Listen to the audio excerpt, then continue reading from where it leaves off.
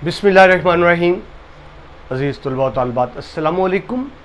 मैं प्रोफेसर मुशर्रफ महमूद आपसे मुखातिब हूँ। उम्मीद है आप खुश व खुर्रम होंगे। अल्लाह ताला आपको हमेशा खुश व खुर्रम रखे। अज़ीज़ तलबा, हमारा आज का मौजू साल अव्वल ग्रामर हम कर रहे थे, उसमें हम प्रैक्टिस करेंगे रुदाद नवीसी की। बोर्ड पैटर्न में ये साल अव्वल में उर्दू का छठा सवाल होता है, जिसमें मुकालमा, रुदाद और रुज़नामचा शामिल होता है। इनमें से आमतौर से दो चीज़ें आती हैं और ज़्यादातर मुकालमा रुदाद ही आता है, मगर आपको उसमें से कोई एक सवाल करना होता है। लेकिन बहरहाल ये 10 नंबर का सवाल 3 हिस्सों पर मुश्तमिल, मुकालमा यानी डायलॉग, रुदाद यानी रिपोर्टिंग, जिस तरह अखबारी रिपोर्टिंग होती है, रिपोर्ट करना, और रुज़नामचा जिसको आप डेली डायरी कहते हैं। रुदाद नवीसी के हवाले से पहला लेक्चर अपलोड हो चुका है, उसे ज़रूर सुन लीजिएगा अगर आपने नहीं सुना, जिसमें मैंने तफसील से बताया रुदाद क्या होती है। मैं मुख्तसर से दोहरा दूँ, रुदाद दरअसल किसी वाक़ये, मंजर, हादसा, सफ़र या किसी तकरीब का आँखों देखा हाल होता है।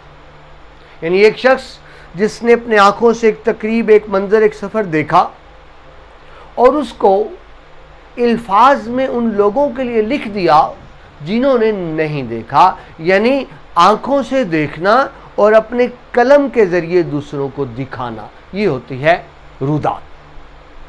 अज़ीज़ तलबा, रुदाद नवीसी का ये दूसरा लेक्चर है।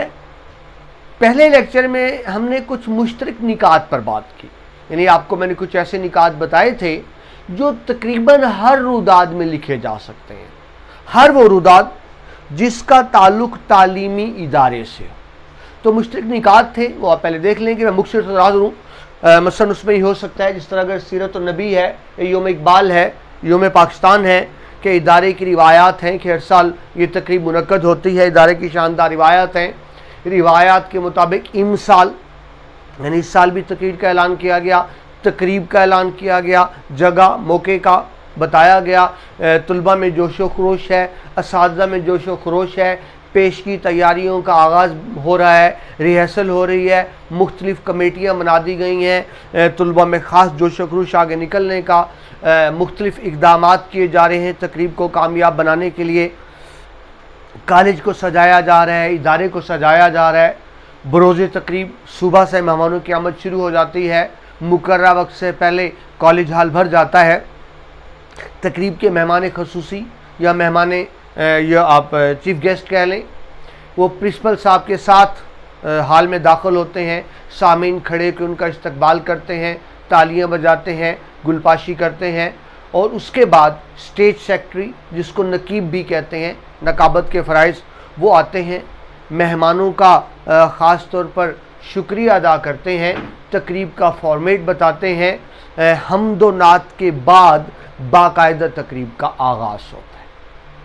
तो देखिए, ये चंद निकात थे जो आपको हर रुदाद में लिखने हैं। ये निकात तो मुश्तरका है जो पहले लेक्चर में तफसील से बताए जा चुके, मैं सिर्फ रिकैप कर रहा हूँ। अब इन मुश्तरका निकात के बाद, यानी हम्द और नात के बाद जब तकरीब शुरू होगी, तो ज़ाहिर हर तकरीब का फॉर्मेट एक दूसरे से अलग अलग होगा। तो अज़ीज़ तलबा, ज़रा उसकी हम प्रैक्टिस कर लेते हैं। अमली मश्क कर रहे हैं आज हम रुदाद नवीसी की। दूसरा लेक्चर है। पहले लेक्चर में रुदाद नवीसी की बुनियादी बातें समझाई गई थी। तो सबसे पहले आप देखिए, पहली रुदाद है सीरत नबी सल्लल्लाहु अलैहि वसल्लम, यानी एक इदारे में सीरत नबी के हवाले से एक प्रोग्राम मुरतब होता है, तो उसकी रुदाद कैसे लिखी जाएगी। तो सबसे पहले तो ये तो वही बात, मुश्तरका निकात के बाद जो भी आपको दोहराए मैंने और पहले लेक्चर में तफसील से बताए, वो तो सब में ही आएंगे मुश्तरका निकात। उसके बाद क्या होगा, तकरीब आगे किस तरह से बढ़ेगी, सामीन का बावजू और मुअद्दब होना। देखिए, क्योंकि ये ईद मिलादुन नबी की तकरीब है, तो सामीन बावजू भी हैं, एक नेक तकरीब है, मुअद्दब होकर बैठे हैं, हालत इबादत में है, क्योंकि नबी पाक मुस्तफ़ा सल्लल्लाहु अलैहि वसल्लम के वाले से तकरीब मुनक्कद की जा रही है। चेहरों से तकद्दुस और अकीदत का इजहार, एक तकद्दुस पाकीज़गी है, एक अकीदत उस ज़ात मुस्तफ़ा के लिए जिनके सदके ये कायनात वजूद में आई, ये भी चेहरों से नज़र आ रहा है। अब क्योंकि नबी पाक की महफ़िल है तो दरूद पाक से महफ़िल का आगाज़ होगा, यानी सब खड़े होकर बावाज़ बुलंद मुश्तरका तौर पे दरूद पाक पढ़ेंगे। नबी पाक के नाम मुबारक से महफ़िल का आगाज़ किया जाएगा। नकीब महफ़िल, नकीब यानी स्टेज सेक्रेटरी इसको कहते हैं। नकीब महफ़िल का बारगाह रिसालत में अशार सुनाना। तो जो स्टेज सेक्रेटरी होंगे वो नबी पाक सल्लल्लाहु अलैहि वसल्लम का मकाम और मर्तबा बयान करने के लिए कुछ अशार सुनाएंगे या नसरी तौर पर आपकी शान को बयान फरमाएंगे। और इसके बाद क्या होगा, मुख्तलिफ मुकर्ररीन होंगे, यानी जो स्टेज पर आएंगे मुख्तलिफ मुकर्ररीन का ज़ात मुबारक के मुख्तलिफ पहलुओं पर इज़हार, यानी स्टेज सेक्रेटरी मुख्तलिफ तारुफ कराएंगे। इसके बाद मुख्तलिफ लोग आएंगे और वो आकर क्या करेंगे, नबी पाक मुस्तफ़ा की शख्सियत के मुख्तलिफ गोशों को बयान करेंगे। मैंने ब्लू रोशनाई में वो अलग से कर दिया ताकि आपको वजाहत हो। अब नबी पाक की शख्सियत को बयान करना नामुमकिन है, आपकी सिफ़ात, आपका मकाम मर्तबा बयान इंसान कर नहीं सकता, जितना भी चाहे बयान करना चाहे, लेकिन हम अपने इल्म, इस्तादाद और वक्त के मुताबिक बयान करते हैं। मसलन चंद निकात हो सकते हैं, यानी एक मुकर्रर है, उन्होंने बताया नबी पाक खैरुल बशर है, सबसे बेहतरीन इंसान है, कायनात के बेहतरीन इंसान है, उन जैसा इंसान ना कोई था, ना है, ना कोई हो सकता है। आप यही भी कर सकते हैं, तकारीर में मुख्तलिफ अशार का हवाला भी दे सकते हैं, बल्कि ज़रूर दीजिएगा। मसलन बकौल शायर, वजूद हस्ती मौजूद जब तक, आप खैरुल बशर हैं तब तक, हुक्म रब्बी ये पहुँचा सब तक, वारफ़ाना लाका ज़िक्र, अल्लाह फरमाते हैं हमने आपके ज़िक्र को बुलंद कर दी। एक और मुकर्रर है, उन्होंने बयान किया नबी पाक की शख्सियत को बैसियत रहमतुल लिल आलमीन। नबी पाक को इंसानों नहीं, सिर्फ मुसलमानों नहीं, तमाम कायनात, कुल कायनात के लिए रहमत बनाकर भेजा गया। तमाम कायनात के लिए रहमत है, उनकी तकरीर का मौजू ये हो सकता है। एक और मुकर्रर है, उन्होंने बयान किया कि नबी पाक बेहतरीन मुअल्लिम थे, आप जैसा उस्ताद कोई नहीं।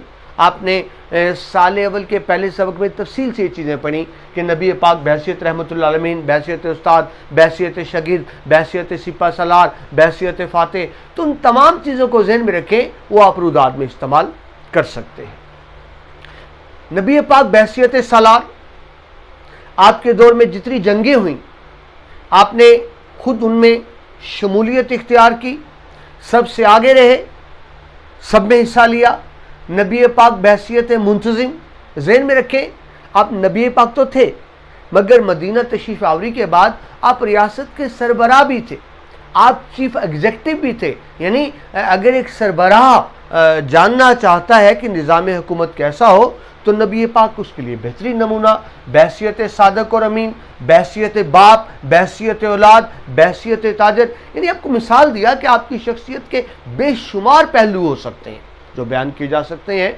तो मुख्तलिफ मुकर्ररीन आएंगे, आपकी शख्सियत के मुख्तलिफ पहलुओं को बयान करेंगे। अब क्योंकि सीरत नबी की तकरीब है, तकारीर भी चलती रहेंगी, तकारीर के साथ साथ विर्द नात और दरूद पाक भी होता रहेगा। यानी एक दो तकरीरें हो गई, फिर हदिया नात हो गया, दरूद पाक हो गया। इन तकरीरें, नात और दरूद शरीफ साथ साथ चलते रहेंगे। आखिर में साहिब सदर का बसीरत अफरोज़ खताब, जो तकरीब के साहिब सदर होंगे यकीनन कोई बड़े आलिम दीन होंगे, मजहबी स्कॉलर होंगे, उनका बसीरत अफरोज़ खताब होगा जिसमें वो सुन्नत नबी सल्लल्लाहु अलैहि वसल्लम को समझने और उस पर अमल पैरा होने की ज़रूरत पर ज़ोर देंगे। और हम अहद करेंगे कि हम आपकी सीरत पाक को समझेंगे, उस पर अमल करेंगे। इख्तिताम पर नबी पाक की बारगाह में सलाम पेश किया जाएगा, इज्तमाई दुआ का एहतमाम होगा, लंगर का एहतमाम भी हो सकता है। फ़िक्रो, आप हम देखिए वाइंड अप उसको बाकायदा हम खत्म किस तरह से करेंगे। फ़िक्र ख्याल की वुसअत और कल्ब व नज़र की रोशनी समेट कर अपने घरों को वापसी। यानी तकरीब के आखिर में जब लोग अपने घरों को जाएंगे तो वो ईमान की दौलत से मुनव्वर होकर ईमान की दौलत की रोशनी लेकर अपने अपने घरों को वापस जाएंगे। रूह परवर महफिल के दूर रस असरात, दूर रस जिसको इंग्लिश में आप कहते हैं फार रीचिंग कंसिक्वेंसेस, यानी ऐसा नहीं महफिल खत्म हो गई तो असरात भी खत्म हो गए, असरात देर तक रहते हैं। इसलिए कहा जाता है कि नेक महफिलों में शामिल होना चाहिए, इंसान की शख्सियत पर असरात मौजूद रहते हैं। आज भी हसीन यादें दिल में मौजूद, यानी बहुत दिनों बाद भी वहाँ जो कुछ सीखा, जो ताजगी ईमान हुई, उसकी खूबसूरत यादें आज भी हमारे दिल में मौजूद हैं। अज़ीज़ तलबा, ये कुछ बुनियादी निकात लिखे। अब आप ये समझें कि एक निक्ते का मतलब होगा एक पैराग्राफ। ये जितने पॉइंट्स लिखे गए उतने पैराग्राफ हैं। आपको रुदात की लेंथ बताई थी 3 से 4 सफ़े, जिसमें आपने इशार का हवाला भी देना है और इसमें तो आयत व हदीस के वाले भी आएंगे। तो इस तरह इन निकात की मदद से आप बेहतरीन रुदात लिख सकते हैं सीरत नबी पर। इसके बाद आगे बढ़ते हैं जी। दूसरी रुदात ये मैंने 2 इकट्ठी लिख दी, तकरीब योम पाकिस्तान की रुदात और तकरीब योम आज़ादी की रुदात। इनमें बहुत से निकात मुश्तरका होते हैं तो इसलिए इकट्ठे लिख ली, लेकिन फ़र्क बहरहाल आपको पता होना चाहिए। योम पाकिस्तान क्या है जी? 23 मार्च 1940 जब लाहौर के मिंटो पार्क जहाज मीनार पाकिस्तान है, यहाँ पर मुसलमानों ने अहद किया था, करारदाद पाकिस्तान मंजूर की थी। यानी ये 23 मार्च वो दिन है जब हमने मंजिल का तायुन किया था कि लेके रहेंगे पाकिस्तान, बन के रहेगा पाकिस्तान। तो इस तकरीब में ज़्यादा आपने जोर किस पर देना है? तहरीक पाकिस्तान पर। यानी जब आप योम पाकिस्तान की बात करेंगे, इसमें तहरीक पाकिस्तान का जिक्र आएगा। यानी 23 मार्च 1940 को हमने एक नस्बुलैन बनाया और उसके बाद 7 साल की कलील मुद्दत में हमने दुनिया की सबसे बड़ी इस्लामी रियासत अल्लाह ताला के फजल करम से हासिल कर ली। जबकि योम आज़ादी क्या है? 14 अगस्त 1947 जिस दिन पाकिस्तान वजूद में आ गया। तो इसमें आपने ज़्यादातर जिक्र करना है आज़ादी का, जश्न आज़ादी का, खुशी का, मुसर्रत का कि इस दिन हमने वतन को हासिल कर लिया। तो इस बुनियादी फ़र्क को समझे। योम पाकिस्तान की रुदात में ज़्यादातर तहरीक पाकिस्तान का जिक्र होगा, योम आज़ादी की रुदात में ज़्यादातर आज़ादी और जश्न का जिक्र होगा, लेकिन बुनियादी निकात दोनों के मुश्तरक ही रहेंगे जी। हस्ब मामूल हुई बात। सबसे पहले तो मुश्तरका निकात जो पहले लेक्चर में बयान हुए और अभी दोहराए। उसके बाद क्या होगा? हमद और नात के बाद जब तकरीब शुरू होगी तो चेहरों पर खुशी और मुसर्रत है आवाम के कि हम पाकिस्तान का तकरीब है। खसूसी लिबास और सजावट आमतौर पर इस मौके पे, क्योंकि आप जानते हैं हमारा परचम सब्ज़ और सफ़ेद है, तो लोग इन्हीं लिबासों में मलबूस होते हैं, ग्रीन और वाइट में। सजावट में हो सकता है कि स्पेशल शेरवानी पहनी हुई है या पाकिस्तान का फ्लैग लगाया हुआ है अपने लिबास पर। तो खुसूसी तैयारी होती है योम पाकिस्तान के वाले से, आप इसका जिक्र करेंगे जी। तकरीब से पहले जब भी लोग आ रहे हैं तो बाकायदा आगाज़ से कबल मिली तराने बजाए जा रहे हैं। आप जानते हैं म्यूज़िक का एहतमाम होता है तो दिलों को गरमाने के लिए मिली नगमे और बड़ी खूबसूरत धुनें बजाई जा रही होती हैं ताकि हमारा जोश व खरोश बढ़ता रहे। इसके बाद क्या होगा जी? बाकायदा तकरीब का आगाज़ होगा। जिस तरह अभी देखा, स्टेज सेक्रेटरी क्या करेंगे? मुख्तलिफ मुकर्ररीन को बुलाएंगे और वो नबी पाक की शख्सियत के मुख्तलिफ गोशों पर रोशनी डालेंगे। बिल्कुल पिछली रुदात की तरह मुख्तलिफ मुकर्ररीन का तहरीक के मुख्तलिफ पहलुओं पर इज़हार करना। अब वो मुख्तलिफ पहलू क्या हो सकते हैं? मसलन एक मुकर्रर आई, उन्होंने बयान किया 2 कौमी नज़रिया कि पाकिस्तान 2 कौमी नज़रिए की बुनियाद पर वजूद में आया था। यानी हिंदुस्तान में मुख्तलिफ कौमें हैं जिनमें 2 बड़ी कौमें हिंदू और मुसलमान हैं। दोनों की तहजीब, सकाफ़त, तर्ज ज़िंदगी एक दूसरे से मुख्तलिफ है, लिहाजा दोनों कौमों की बेहतरी इसी में है कि इनके अलग अलग वतन कायम कर दिए जाएँ। इसे हम कहेंगे 2 कौमी नज़रिया। मंसूब किया जाता है, हज़रत कलाम इकबाल ने पेश किया। इससे पहले ये बात भी आती है, शाह वलीउल्लाह ने पेश किया। ये भी कहा जाता है कि सबसे पहले सर सैयद अहमद ख़ान ने दो कौमी नज़रिया पेश किया था। एक और मुकर्रर है, उन्होंने तस्वुर जमहूरियत बयान किया। इस्लाम का तस्वुर जमहूरियत कुछ और है, मगरब का तस्वुर जमहूरियत कुछ और है। अहले मगरब क्या कहते हैं? अक्सरियत की हुकूमत होगी।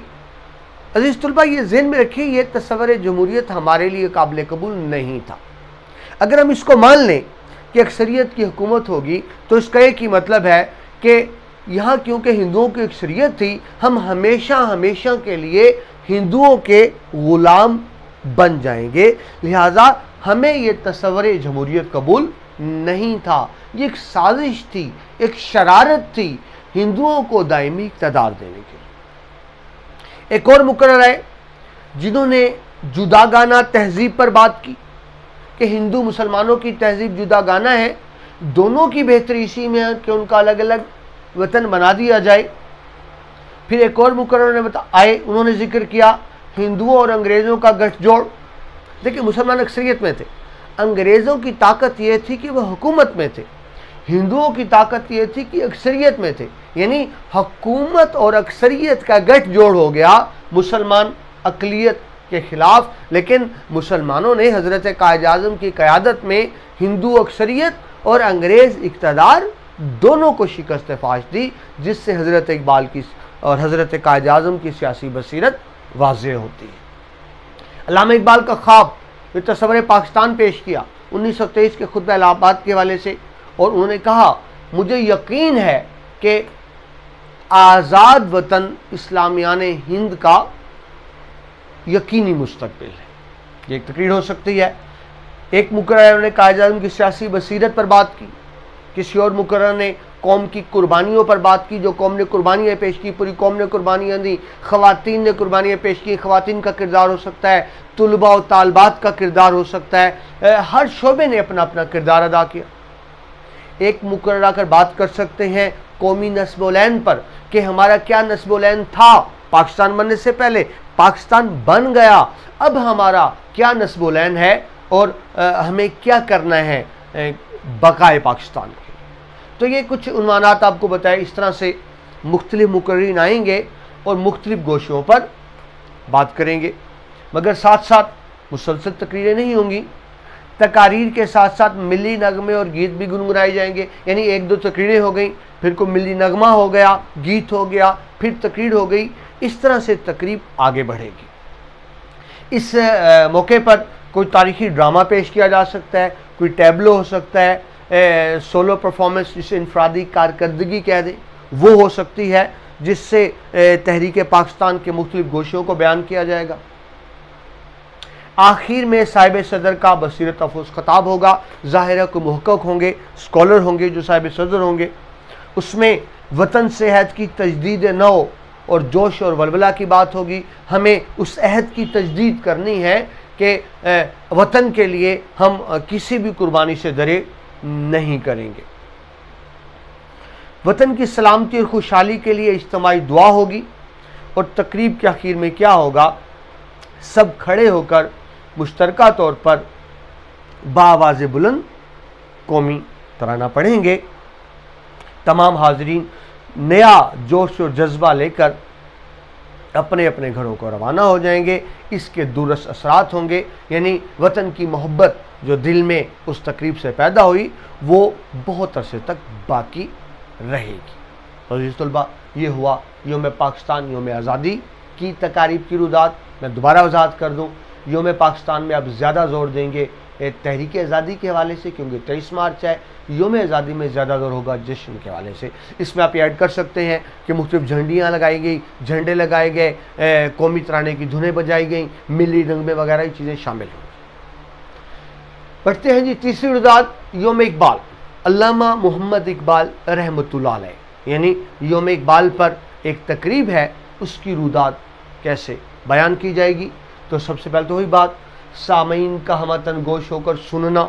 लोग बागौर सुन रहे हैं हज़रत इकबाल के अफ़कार को, उनके फ़लसफ़े को, उनकी तालीमात को।